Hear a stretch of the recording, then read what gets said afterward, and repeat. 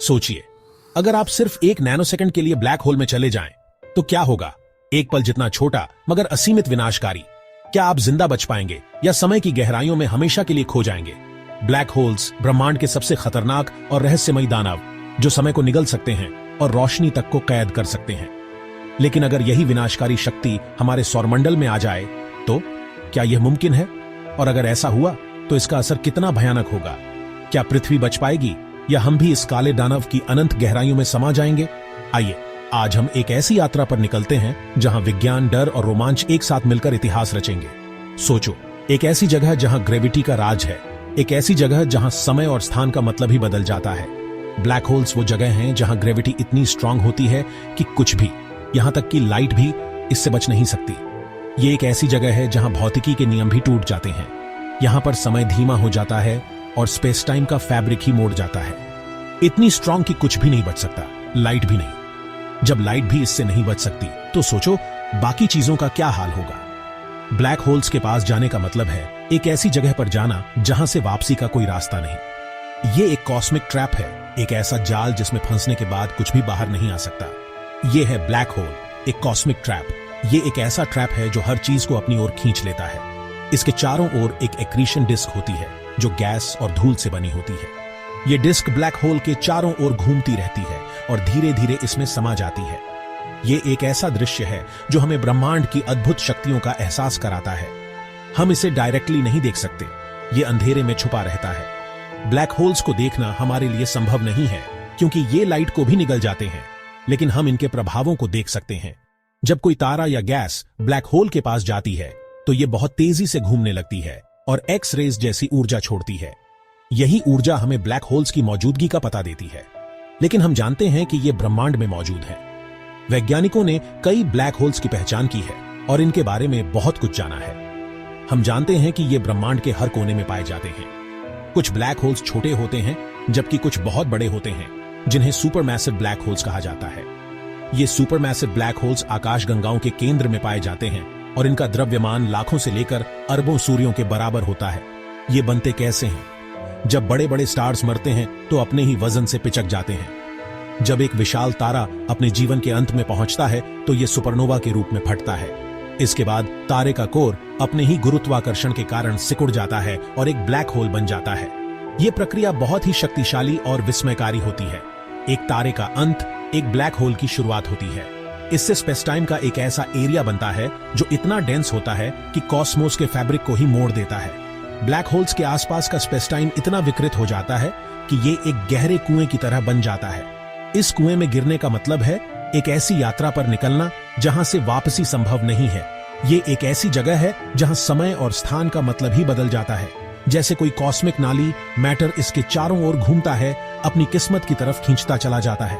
Black holes के चारों ओर का मैटर एक कॉस्मिक वॉरपूल की तरह घूमता है। ये मैटर धीरे धीरे ब्लैक होल में समा जाता है और इसके साथ ही ये अपनी ऊर्जा भी छोड़ता है। ये प्रक्रिया बहुत ही धीमी और लंबी होती है, लेकिन इसका प्रभाव बहुत ही शक्तिशाली होता है। लेकिन अगर आप इसके बहुत ज्यादा करीब चले गए तो क्या होगा?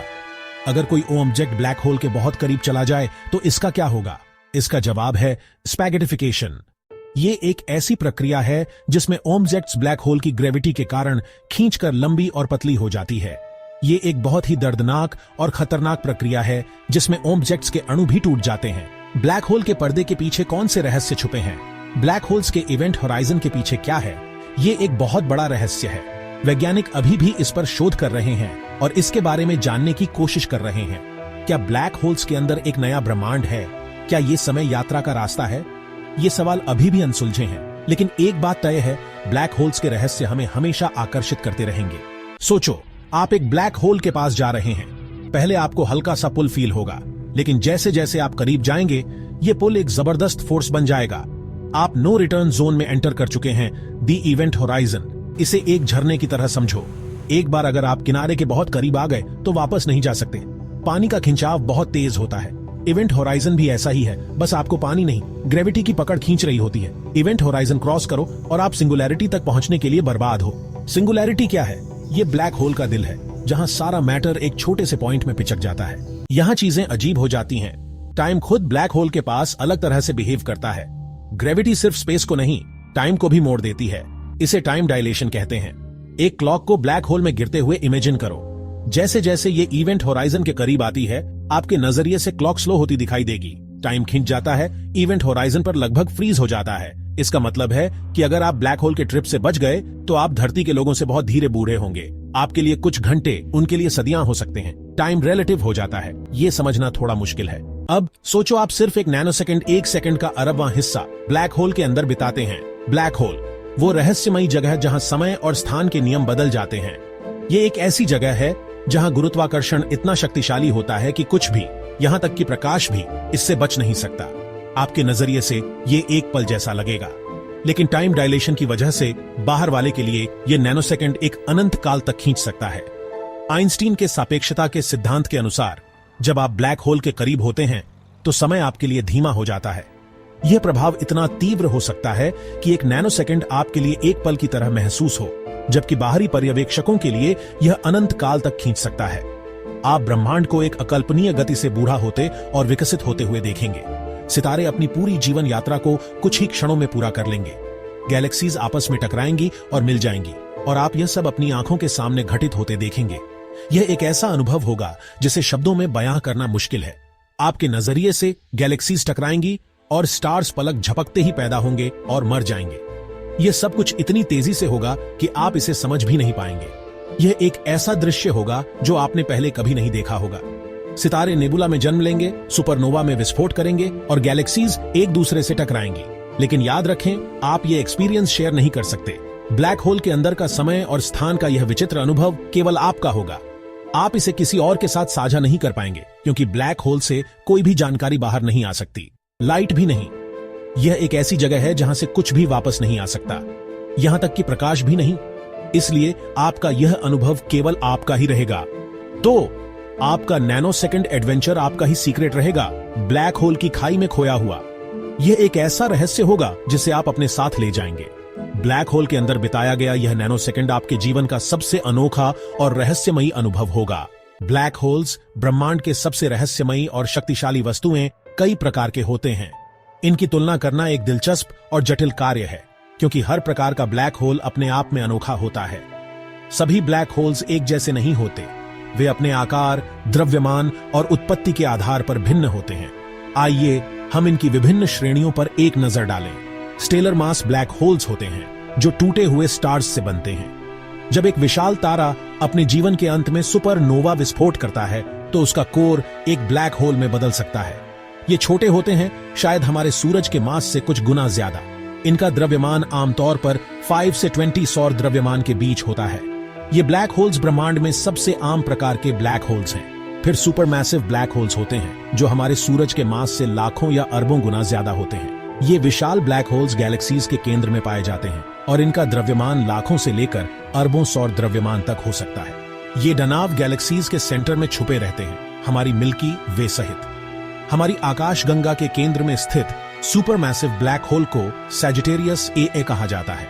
अगर आपको चुनना हो तो एक सुपरमैसिव ब्लैक होल ज्यादा सही रहेगा, क्योंकि इनका इवेंट होराइजन बहुत बड़ा होता है, जिससे टाइडल फोर्सेस कम होती हैं। ब्लैक होल जितना बड़ा होगा, उसके इवेंट होराइजन पर टाइडल फोर्सेस उतनी ही कम होंगी। इसका मतलब है कि आप एक सुपरमैसिव ब्लैक होल के इवेंट होराइजन को पार करके भी बच सकते हैं, क्योंकि टाइडल फोर्सेस आपको तुरंत नहीं तोड़ेंगी। लेकिन ध्यान रहे, यह केवल सापेक्षिक है। एक बार जब आप इवेंट होराइजन के अंदर चले जाते हैं तो वापस आना असंभव है। लेकिन कोई ख्याल मत पालो, क्योंकि वापस आना अभी भी नामुमकिन है। ब्लैक होल्स के गुरुत्वाकर्षण बल इतने शक्तिशाली होते हैं कि वे प्रकाश को भी नहीं छोड़ते। इसलिए एक बार अंदर जाने के बाद कोई भी वस्तु या जानकारी बाहर नहीं आ सकती।